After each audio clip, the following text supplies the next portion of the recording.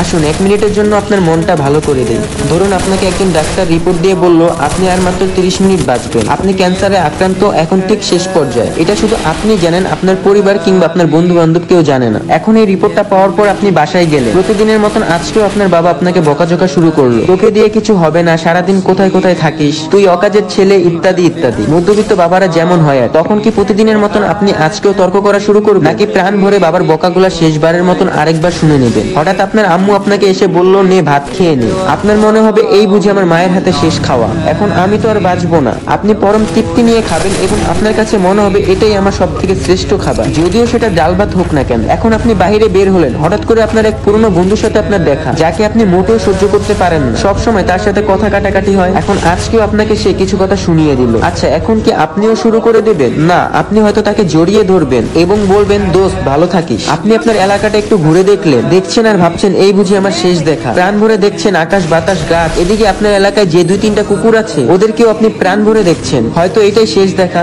তো তারপর আপনি দোকান থেকে কিছু কিনে কুকুরগুলোকে খাওয়ালেন। এলাকার যে মুরব্বীদের দেখলে আপনি দূরে সরে যেতেন, এখন তাদের দিকে এগিয়ে গেলে বললেন চাচা আমার শরীরটা ভালো নেই, আমার জন্য দোয়া করবেন, কখনো ভুল করলে ক্ষমা করে দেবেন। আপনার চক্ষু শীতল হয়ে যাচ্ছে, হঠাৎ আপনার মনে হলো নামাজ পড়া উচিত। আপনি দৌড়ে গেলেন আপনার রবের কাছে, আজ আর কোনো দুনিয়াবি চাওয়া না, শুধুমাত্র ক্ষমা ভিক্ষা চাইলেন। আপনি যা দেখছেন তাই ভালো লাগছে, সবকিছুই অসাধারণ। শিশির কত সুন্দর, দুপুর সুন্দর, বিকেল সুন্দর, রাত সুন্দর, বাতাস সুন্দর, জগৎ সুন্দর, মানুষগুলোও সুন্দর, কুকুরগুলোও সুন্দর, সব সুন্দর, কিন্তু আমি থাকবো না। দেখেছেন সবকিছু আপনার ভালো লাগছিল এতক্ষণ, এর কারণ আপনার মধ্যে এতক্ষণ কোনো ইগো ছিল না। আর ইগো না থাকা মানুষ পৃথিবীর সব থেকে সুখী মানুষ। আর আমরা মানুষ কখনো মৃত্যুর কথা ভাবতেও চাই না। তো গাইস, আসসালামু আলাইকুম। আজকের গল্পটা এটুকুই ছিল। আশা করি আজকের গল্পটা আপনাদের কাছে ভালো লেগেছে। যদি আজকের এই গল্পটা থেকে কিছু একটা শিখতে পারেন তাহলে অবশ্যই ভিডিওটাতে একটা লাইক করে দিবেন।